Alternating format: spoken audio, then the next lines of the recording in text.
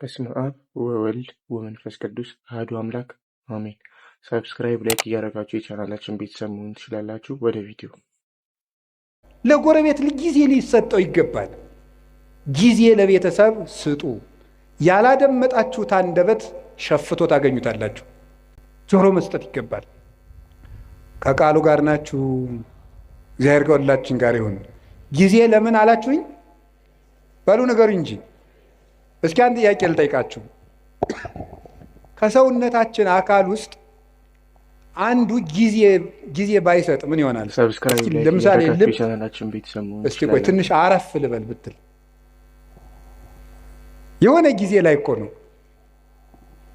የዓመት እረፍት ተውትና የደቂቃ እረፍት ብትወጣ ልብ ምን እንሆናለን? ቤተሰብ እኮ ናቸው እነዚህ። ታውቃላችሁ አይደለም? እነዚህ እኮ ቤተሰብ ናቸው።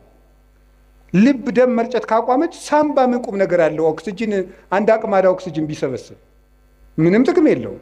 ደምን ለማጣራት ነው የሚጠቅመው። ብታውቁ ምን ይሆናል? ሳምባ እስቲ ቆይ ትንሽ አረፍ ልበል ቢልስ? ቤተሰብ እኮ ናቸው እነዚህ። ሳምባም ልብም ሁሉም ጊዜ አላቸው። አንዱ ለአንዱ የሚሰራውን ጊዜ ያውቃል። አንዱም ሳምባ ለልብ ጊዜ ይሰጠዋል፣ ጊዜም ለላባ ጊዜ ይሰጠዋል፣ ቦሳ ይሰጠዋል። አንዱ አጣርቶ ይጥልቃል፣ አንዱ ያበለጽጋል።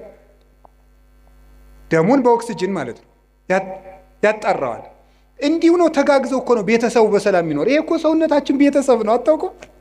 ቤተሰብ እኮ ነው። እዚህ ውስጥ የሚራወጥ ስንት ስራ ነው ያለ። አሁን እግራችን እሾህ ቢወጋው ምንድን ነው የሚያደርጉ? እኔ ጠይቄ ነው ሐኪም አላውቅም። ሐኪሞች እንደነገሩኝ ከሆነ ግን ብሳሳትም ስህተቱ የሐኪሞች ነው ስላልተማርኩት ማለት ነው። ሐኪሞች እንደነገሩኝ ሜሴጅ ትራንስሚተርስ አሉ። ሴል የሚባል ሰራዊት አለ እና እግርህን እሾህ ቢወጋ በዚህ ግዛት በኩል ችግር ደርሶበታል ብለው ተራውጠው ለጭንቅላት የሚነግሩ ሴሎች አሉ። እነዚያ ሁሉ ቤተሰብ ናቸው። ተባብረው ነው የሚኖሩት። የውስጥ ደዌ ስፔሻሊስት ጠይቁ። እንደ ውስጥ እኔ የውጩን ራሱ ልንገራችሁ። የውጩን ራሱ አሁን እኔ ቢያመኝ ምን ያደርጋል መስላችሁ? ጭንቅላቴ አሁን ይችን እጣቴን ቢያመኝ ጭንቅላቴ እጣቴን እኮ አመማት ይላል፣ ልሂድ ይላል። እግር ደግሞ ይሄዳል መድኃኒት ወዳለበት ይሄድና አፍ ምን ያደርጋል? አሞኛል ምንክን ጣቴን መቼ ሰኞ ጀምሮ ይላል። ጆሮ ደግሞ ምን ይላል? ጠዋት አንድ ማታ አንድ ውሰድ የሚለውን ይሰማል። ከዛ እጅም እንደሚያደርገው መድኃኒቱን ይቀበላል። እጅ መድኃኒቱን ይቀበላል። ከዛ ምን ያደርጋል? አይን ያያል። ክኒን ዋጥቆ ስል ጠጠሩን አብሬ እንዳልወጣው ያያል አይን። ጉሮሮ ይውጣል። እዛ ወዲያ በምን እንደሚፈጭ ሐኪም እንጠይቃለን። እንዴት እንደሆነ እዚያ እንጠይቃለን። ተባብረው ሰውየውን አቁመው የሚያውሉት እነማን ናቸው? ቤተሰብ በሉ እንጂ ቤተሰብ ነው። ቤተሰብ አቁመው ያውለዋል ይህን ሁሉ። ስለዚህ ለቤተሰቦቻችሁ ጊዜ ሊኖራችሁ ይገባል። ውላችሁ ስትገቡ ስልካችሁን ጥርቅምቅም አድርጋችሁ ልጆቻችሁ ጋር ዝም ብላችሁ አውሩ። ሚስቶቻችሁ ባሎቻችሁ ጋር አውሩ። ቁጭ ብላችሁ ማውራት አለባችሁ። ወሬው ቢረባም ባይረባም ነው። እንደው የእሷን የማይረባ ወሬ ከምሰማ ትንሽ መረጃዎችን ባዳምጥ።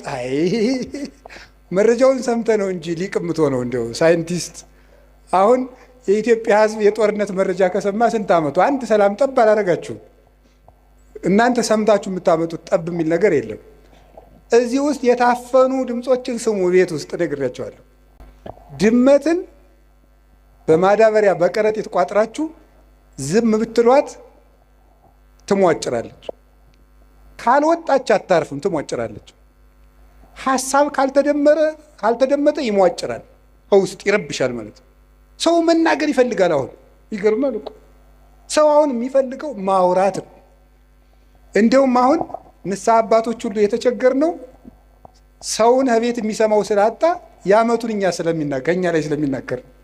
የዓመቱን ይመጣና እኛ ላይ የ10 ዓመቱን የ40 ዓመቱን እቤት አይሰማውማ። እቤት ባሏ አይሰማትም፣ እኛ ላይ መጣ የ40 ዓመት ወሬ። እንዴ ፍዳ እኮ ነው። እቤት ሚስቱ አትሰማውም፣ እኛ ላይ መጥቶ ብሎ በቃ አውርዶት የሀብሌ ዝናብ ምንም በቃ ወይ እንደ ቴሌቪዥን በሪሞት አናሳልፈው ነገር በቃ ዝም ብሎ መውረድ ነው በቃ ማለት ነው። ይሄ ሁሉ ችግር የመጣው ምንድን ነው ስትበሉ ቤተሰብ። እስቲ ጊዜ ለቤተሰብ በሉ። ጊዜ ለማን? እኔ ስለ እግዚአብሔር ብላችሁ ለቤተሰብ ጊዜ ስጡ። እግዚአብሔር ጊዜ እንድንሰጥ ይፍቀድልን። ሶስተኛ የምነግራችሁ ጊዜ ለማዳመጥ። እስኪ በሉ አቤት።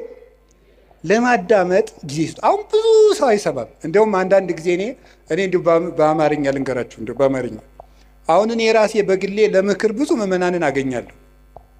1 ሰዓት ያወሩኛል። ዝም ብዬ ማለት 1 ሰዓት ያወሩና 10 ደቂቃ መፍትሄ መናገር ሲጀምር ራሳቸውን ማከክ ይጀምራሉ። ታሟል እኮ ሰው በጣም ታሟል። እንዲሁ እናቴ እንዲሁ መናገር ነው የሚፈልገው። ተናግሮ ብቻ መሄድ። እንዲሁ አንዳንድ ጊዜ 2-3 ሰውም ታዝብ ያውቃሉ። ተናግሮ ምንም መፍትሄ ሳልነግረው እግዚአብሔር ይስጥልኝ አባ ደህና ያዋሉ ብሎ ይላል። እኔ ምን አድርጌለት ነው የሰው የሚመርቀኝ? ለምንድን ነው ስትሉ ሰው የሚናገርበት ሜዳ አጥቷል ማለት ነው። የሚናገርበት ሜዳ አጥቷል። ስለዚህ አዳምጡት እና ማዳመጥ ጀመሩ። እግዚአብሔር ስንት ጆሮ ነው የሰጠን? ንገሩኝ እንጂ ስንት አፍ ነው የሰጠን? ይሄ ምን ማለት ነው? ብዙ አዳምጣችሁ ስንት ተናገሩ ነው? 1 ተናገሩ ነው። 2 ስማ 1 ተናገር ነው። እስቲ በሉ 2 ስማ በሉ። እናንተ ደግሞ 100 ማውራት 1 ማዳመጥ። ኧረ 1 ማሰቡ 100 ማውራት ነው። ይሄ የወሬ ሱስ ደግሞ ሰው አሁን እኮ ሁሉም ሰው ቲክቶከር የሆነው እቤት የሚሰማው ስላጣ ነው። እቤት የሚሰማው ስላጣ እዚያ እየወጣ መለፍለፍ፣ ዝም ብሎ ድንችም እየበላ መለፍለፍ፣ በቆሎም እየበላ መለፍለፍ። ለምንድን ነው ይሄን ሁሉ ያመጣው ስትሉ ሰው ኧረ በሞት ያዳምጡ። እኔ እኮ እውነቴ ነው። ማዳመጥ ይኸው ያዕቆብ መልእክት ምዕራፍ 1 ቁጥር 19 ላይ ኩን ፍጡነ ለሰሚ ወጉንዶ ለነቢብ። ሰው ሁሉ ለመስማት ለማዳመጥ የፈጠነ ለመናገር የዘገየ ይሁን ይላል። ለማዳመጥ የፈጠነ ለመናገር የዘገየ ይሁን። የሰው ልጅ ብዙ የማዳመጥ የምታዳምጡ ከሆነ ሰው ይወዳቸዋል። ከሰው ጋር የመኖር ጥበብ አንዱ ማዳመጥ ነው። እንደውም ልንገራችሁ፣ ሰዎች የት ይገኛሉ ብላችሁ ብትጠይቁ እኔ ልንገራችሁ የት እንደሚገኙ። አንደኛ የሚበሉበት ቦታ ነው የሚገኙት። 2ኛ የሚሰሙበት ቦታ ነው የሚገኙት፣ የሚሰሙበት ቦታ። 3ኛ የሚወደዱበት ቦታ ነው የሚሄዱት። 4ኛ የሚከበሩበት ቦታ ነው የሚኖሩት።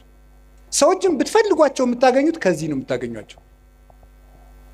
ወይ ከሚሰማቸው ሰው ነው ሩጠው የሚሄዱት፣ ወይ ከበሉበት ቤት ነው የሚገኙት፣ ወይ ወደሚያከብራቸው ሰው ነው የሚሄዱት፣ ወይ ወደሚወዳቸው ሰው ነው የሚሄዱት።